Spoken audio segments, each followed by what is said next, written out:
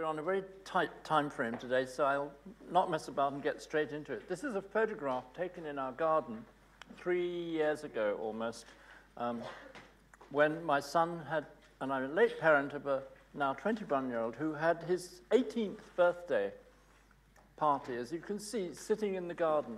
And I think virtually, in fact, everybody in that photograph is now a university student, some of them even in this august institution. And they're all sitting, most of the time, in very boring, rectilinear concrete boxes. This is the point of the slide. In fact, there they were enjoying themselves, and then a few months later, stuck into these awful boxes that call themselves university buildings. And when we were pitching for in the competition for a building in Vienna for the law school of the economics university, I sort of, at a weak moment, did this cartoon, and it was added into the pitch. We won the competition, so it couldn't have put them off. And what I was trying to say in the cartoon is that from my experience, my long experience of the Viennese, they're rather jolly people, and they get up to all sorts of naughty things. And why can't that happen in the university too? And two places with which I'm very, very familiar. One, in the top half of the photograph, is the garden in the middle of Paris, in the 14th district, Montparnasse, of the École Spéciale d'Architecture. And the bottom is another favorite architecture school of mine, which is the SCI-Arc in Los Angeles, which is in a long, almost half-mile long concrete building. But on a Friday evening, even in this marvelous school of architecture, people want to break out. They want to break out into something that's looser. And in Paris, in fact, they have this marvelous piece of French real estate called their garden, which they've had since the mid-19th century. And they break out all the time. Needless to say, the Americans work harder than the French. A long time ago, I was a professor in, of all places, Frankfurt, in the Art Academy. And after a few years, somebody kindly said, "You're an architect, and we need a cafe. Could you do one?" And we found a courtyard which existed between two pieces of the building. And all we did was to stick the cafe as a very, very simple steel building, steel and glass insertion into the courtyard. We used a bit of the basement as the kitchen and the servery. And nothing special about the furniture. We just enclosed the courtyard. But we did a jolly, because in the summer, it opens up. It gets very hot in that particular location in Frankfurt in the summer. So we said, right, the room can breathe. End of conversation.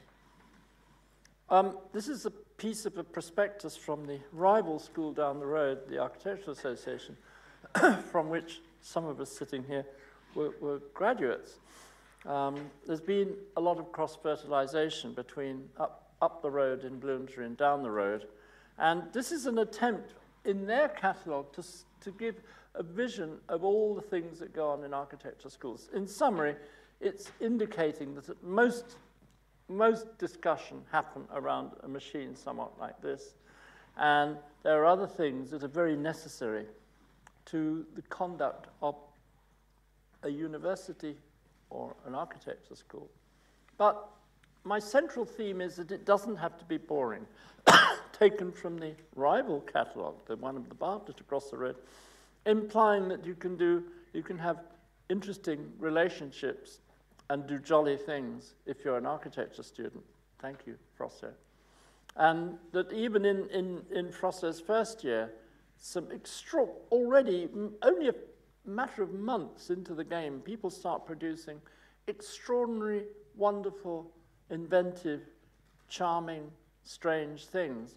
But the rooms in which they do it are awful, are dire. I think the Waits House is probably one of the 3 worst architecture school buildings in the world. And I have visited probably 250 architecture schools in my long career. But some amazing work comes out of it. Almost you could be perverse and say it's so bad that you'd have to do something good to ignore it. But that's a rather false premise. We were lucky enough, as I said, to win that competition for the law school in Vienna. And I'm glad to say that the building is now coming out of the ground very fast. I've missed a trick this morning and not brought a progress photograph, but part of the building is already 2 floors out of the ground. And the whole of it is about 1 floor out of the ground. And it's very easy to find because it's near the famous wheel in Vienna that has appeared in many films.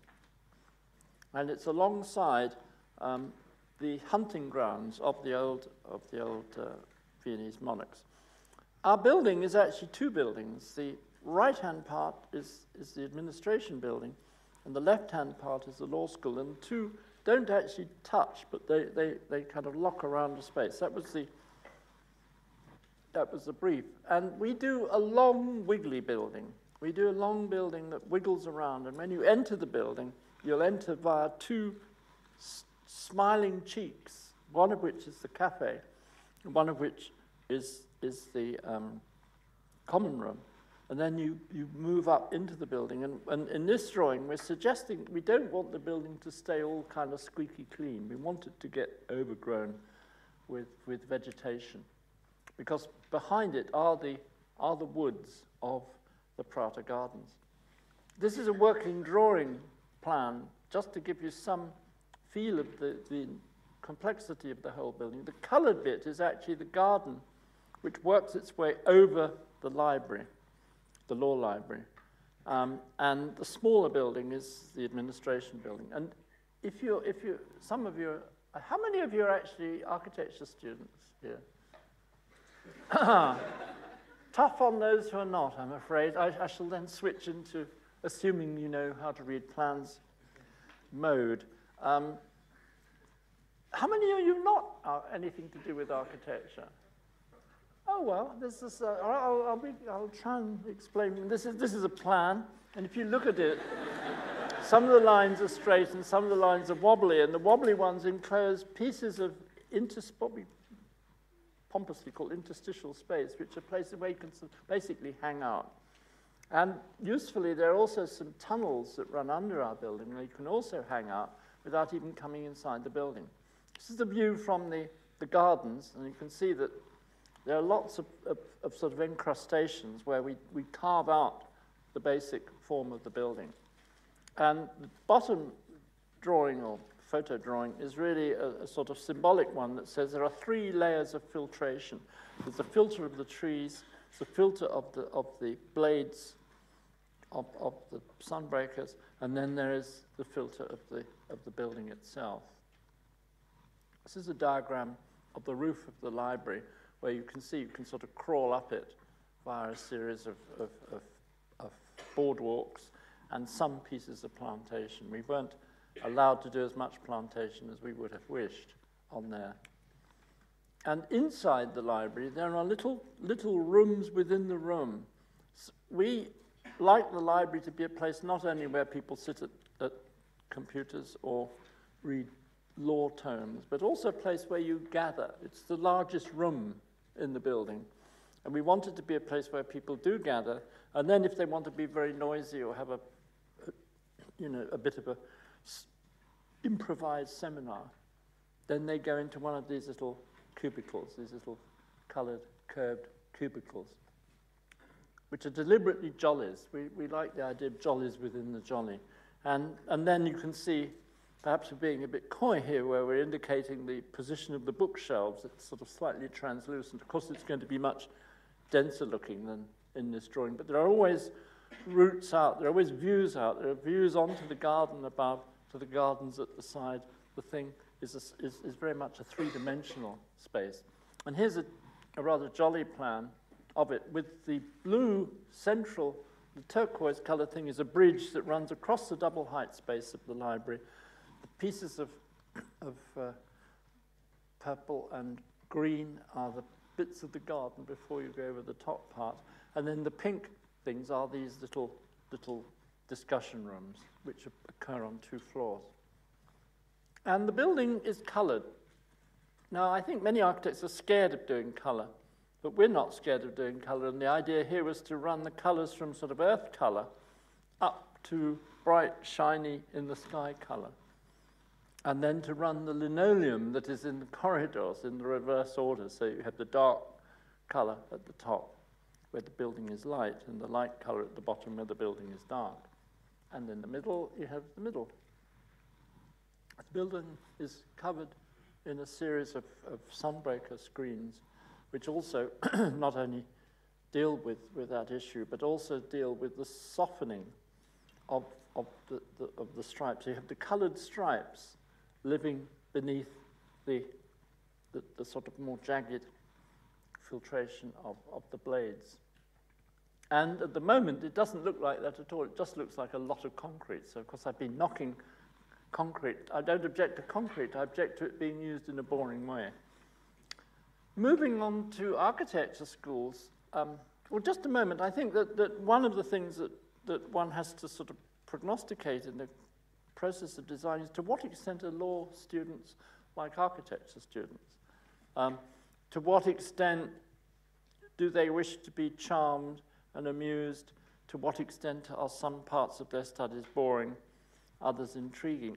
My own very scant experience of lawyers is that they're very interesting and chatty people, and that, again, they would enjoy to have spaces, they will enjoy to have spaces that are not just designated for parts of the curriculum.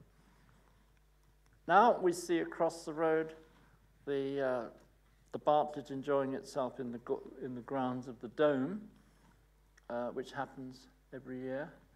And again, it's not exactly quite the same as my photograph of the garden with the 18-year-olds, but there are overtones that suggest that people are just waiting to break out.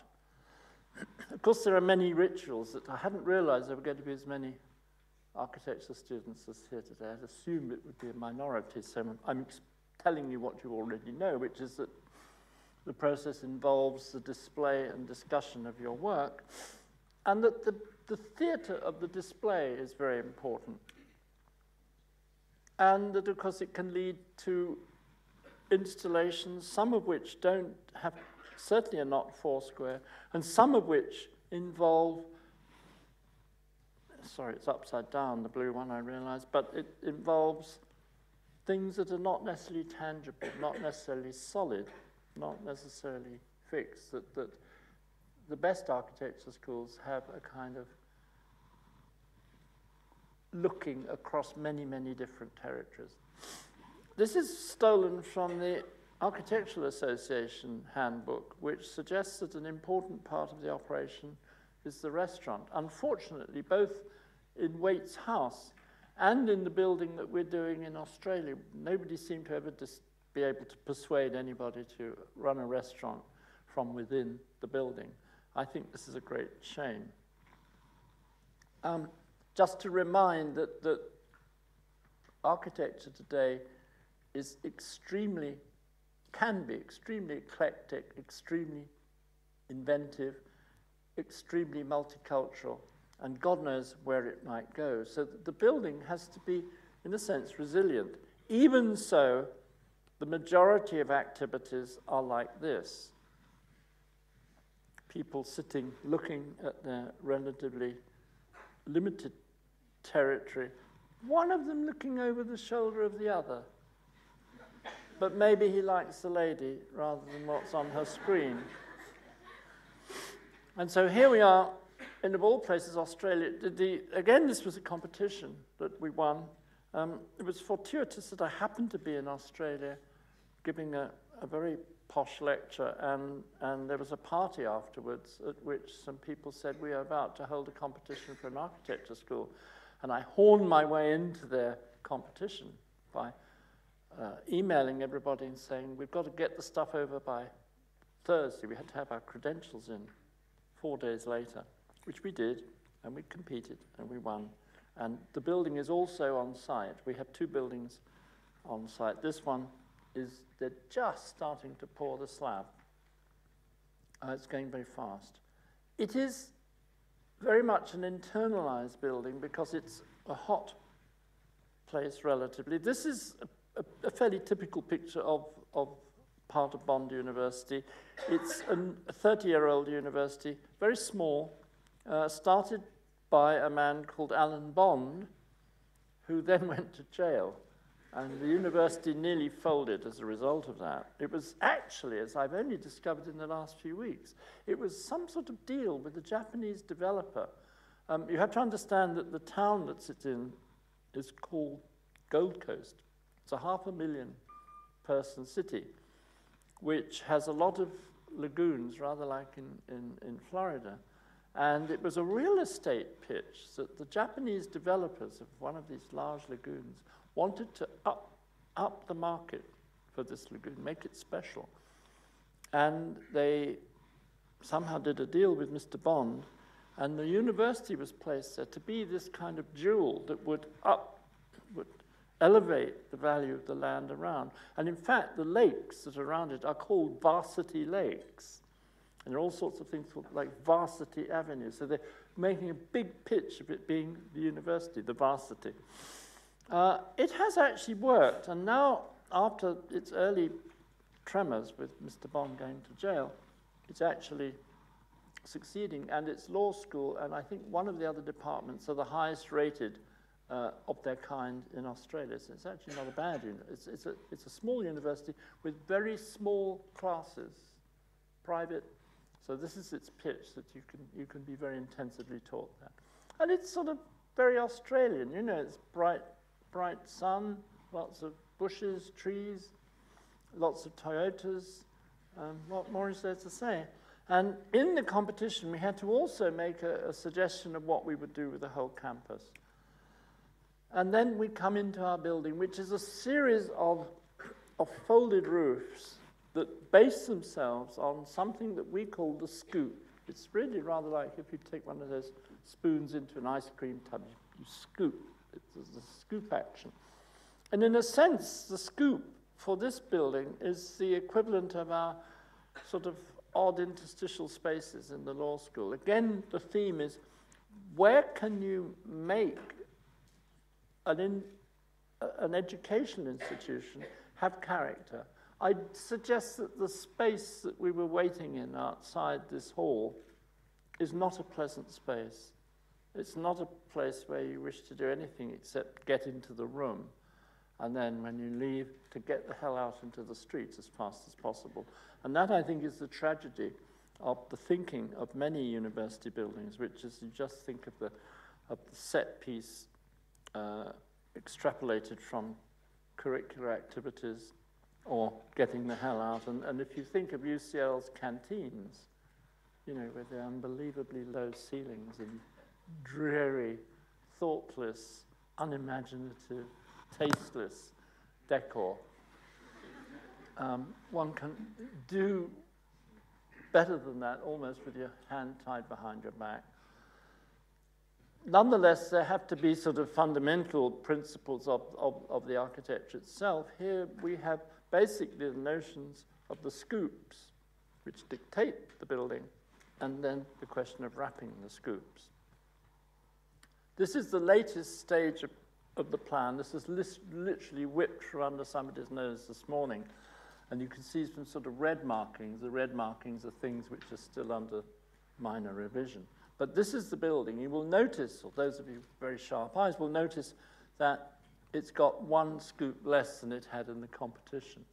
We have to do what in architects' world is now called value engineering, which is called cutting the cost. And we had to lose the workshops from the basement, which were based upon the Bartlett, actually. The bit of the Bartlett does work terribly well is the idea of the open space that you can look down into people working, which tells the world that you're doing something, very important. And then, you know, that it eats into the building. We borrowed that, made a more elegant version of it, but that's got removed from the budget and is being replicated in a sort of tin hut around the edge of the site. It was that or losing the project, so we did that. Otherwise, the building is substantially the same. The entrance, if the entrance of the Vienna building was a series of sort of smiling cheeks, the entrance here is a nose. And I find that I like doing nose and cheek objects. So some psychoanalysts will deal with that, I'm sure. And you can see running left to right down the center of the building is a kind of street around which these scoops lie. And this is just a mezzanine level related to that. The cross sections show that it's actually a very simple building with the roofs tilted and pulling breeze in. There's a lot of attention has to be paid in southern Queensland to the business of building heating up. And there we have the building from the entrance end with the studios on the left and the scoops hidden as they support the roof. This is the north facade, which has, don't forget, the sun comes from the north in Australia, and therefore it has to deal with a lot of sun shading. And we rather enjoyed ourselves with the random sun shading around the various smaller rooms, which tend to be on the north side. This is a romantic evening view of the studios, as it might be in Bond. And you do get evenings like that sometimes. And this is a breakdown of the building as a whole. And you can see that the scoops actually replicate out into the form of the outer skin of the building. There's basically a street that runs down. A lot of time is spent tweaking the thing so that the sun can be manipulated, so that the sun doesn't actually, or hardly at all, occupies the interior of the space, because it's extremely strong in the Australian winter and could do a lot of damage. So a lot of the building is tweaking. This is a view looking down the street. One of the scoops on the left with a stair curling its way around it. On the right are the smaller rooms, mostly used by people sitting at computers or researching. And then we have a series of bridges that cross that. In the course of doing the competition, I was urged by my colleagues to do more cartoons this time. And I did 2 or 3, and then they said, do some more, and I did 3 or 4 more, and then they said, do some more.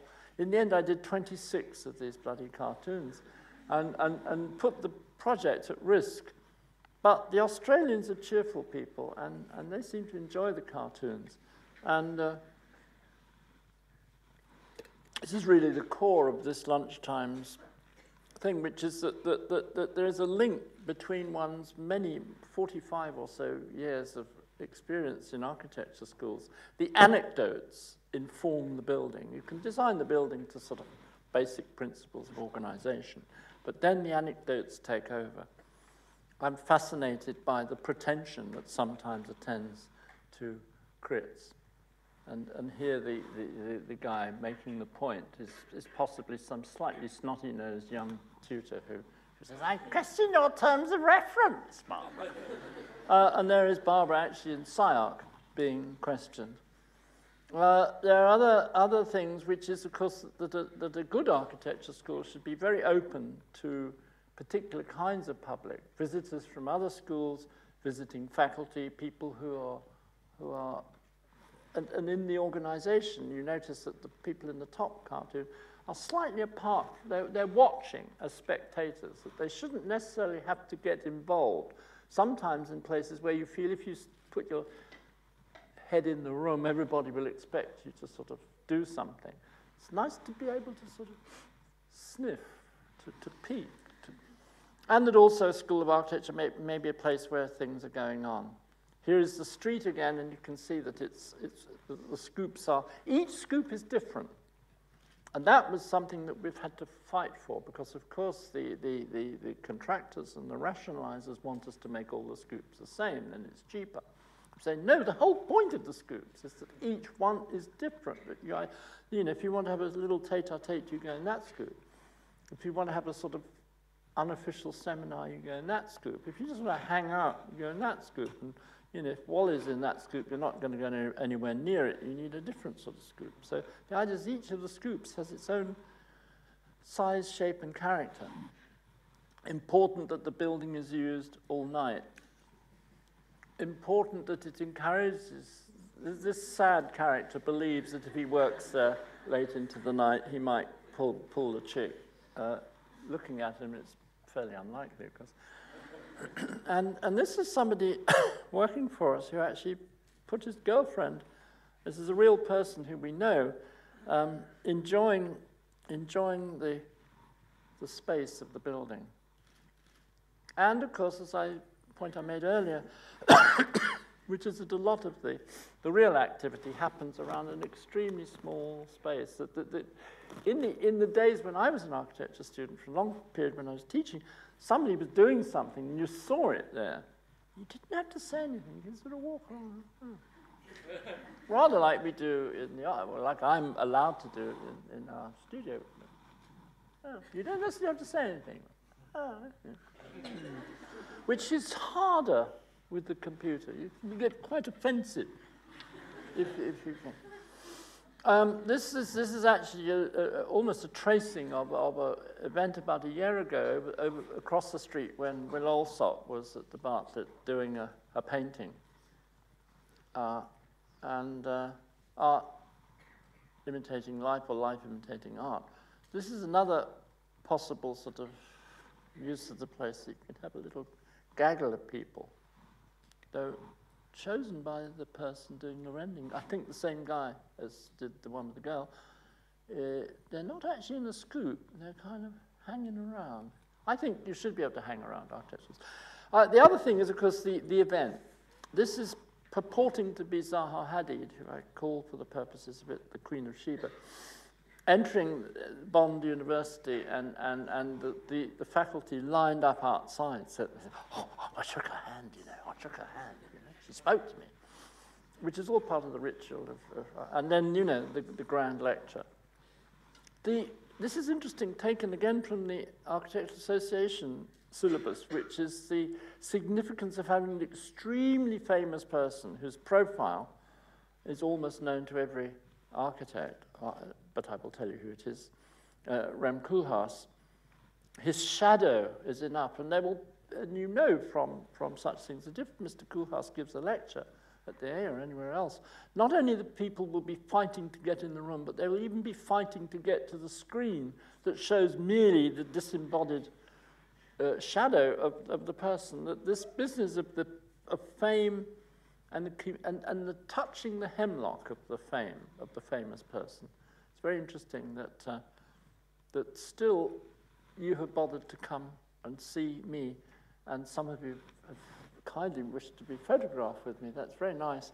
But you're also watching, presumably, to see if I pick my nose, or if I arrive here with a large dog, or a strange lady, or whatever it might be, or you know. I think what fascinates me is the theatre of those situations. And this was a bit of flattery for Bond. I was suggesting that even people from Princeton might be passing through for the old seminar there. There's a certain degree of inherited cynicism. You have to bear in mind 45 years of cynicism going into the vignettes around this building. Particularly this one, which is it's very important to be able to escape, both on the part of the faculty and the student. I remember both at the AA, where I taught for a very long time, and in Frankfurt, and in the Bartlett, the three places I'm most associated with. The important thing, as soon as you got the job, was to know how you could escape. If you saw somebody extremely boring heading your way, how the fuck did you get out? But of course, it's a two-way process. Here is Jules, who is obviously a student not frequently seen on the premises, almost about to make his escape, and another member of faculty saying, I don't want anything to do with this, also making his own escape. Boring intellectuals that you get in architecture schools are personified by the guy with the beard on the left, and a rather sad older student who's probably mortgaged his house in order to come back to school, thinking, what the hell is this guy on about? The other thing, though, in the bottom right-hand corner is the notion that however much we love the architecture of our building, that we wouldn't mind if it was painted and defaced and all sorts of nasty things happen to it, as long as they're creative. And that's the theme of that. This is another little piece of cynicism. It's very important to have somewhere which is inside and outside the building. We have a kind of deck that wraps itself around the building where you have these, we're suggesting slightly more casual situations, including an extremely boring student coming with something that he's found. Oh, I thought you might find this interesting. The two young faculty don't find it particularly interesting. But the trick as a good teacher is to give the impression that you find it interesting. Because the word interesting is the most useful word in the English interpretation of teaching. I have a non-English architect wife who said when she was a student at the AA, she couldn't ever get the idea of it, something being interesting. She said, why didn't you tell us it was good or it was bad? And I said, that is the point. If it is interesting, there is room for maneuver. As soon as it's good or bad, you've cut your options. We are developing, we've found somewhere, actually in Shenzhen, we were just talking about Shenzhen this morning, somewhere in Shenzhen that will manufacture the furniture, the desks for this building, and we're pretty much finished experimenting. This is a series of desk types that we have evolved. You can see their similarity to the crab table, as it's called, or to the table that my wife and I have done in an exhibition in town. These tables with particular characteristics of relaxed edges and holes. But at the same time, one has to have a very determined system of lockers. We're trying to organize that around. And this is a phrase that one has heard many times across in the Bartlett at its most creative moments, which is something seemed a good idea at the time, and then you get these guys wondering what the hell they're going to do with it as it sort of flaps around in the breeze. And the idea of our building pit was that that would be a place where this sort of stuff could happen. A lot of the work then that we're involved in now has been, and this is a period just finished, we've just managed to convince everybody that we can do a variety of the scoops, but rationalized. A lot of the time is spent not coming up with the idea. In fact, we designed the building in about 3 weeks flat. We fundamentally did the key revisions in about another 4 weeks flat. The rest of the time has been tweaking, making it possible for the money, or trying to persuade a bit more money to come out of a non-existent pot. A bit of one, a bit of the other. But basically, a lot of this kind of activity is involved, where there is then the rationalization of something which was, in a sense, a poetic idea. Dare one say that?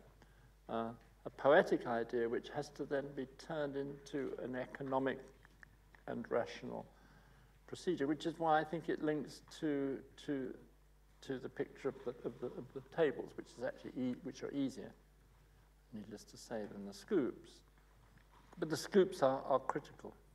We're also having a final sort of throw on the question of the nose. The nose is also a slightly expensive element, but very important to the physiognomy of the building, rather like as Colin and I had when we had the needle sticking out over the top of grass. The nose is in a small way of equal importance to the statement of the building. And this is just finally how we operate, as you can see, somewhat chaotically sometimes.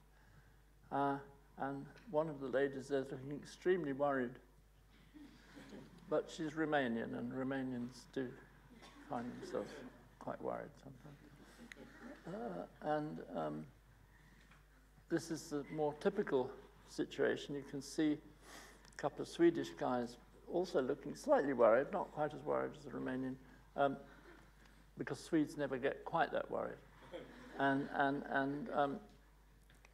there is a model of, we're constantly making revision models, particularly of the folded parts of the building. You can see the general air of color and chaos as we work. And finally, a couple of things that are nothing to do with educational buildings, just to show you what we do when we're not doing that. Let's see if it will. I think it's a very, yeah. We did a competition unsuccessfully for a building involved in the tsunami, and this is a rendition that shows the building under the pressure of the tsunami itself. And we recently did also, I have to say we didn't quite get to win it. We got near, but not near enough. An open competition for a tower in Taichung.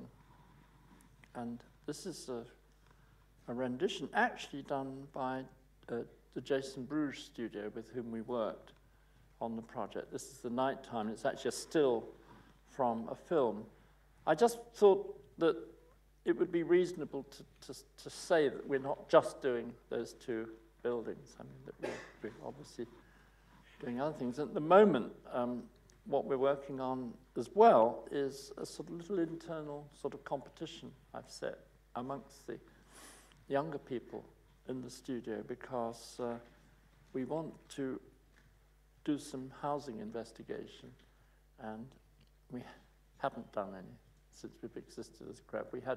We had an early building that's now finished in Madrid of housing, but we haven't done a lot of housing. So sometimes one simply thinks, what are we not doing that hasn't cropped up in any competition that we've been successful in or unsuccessful in? What else should we be doing?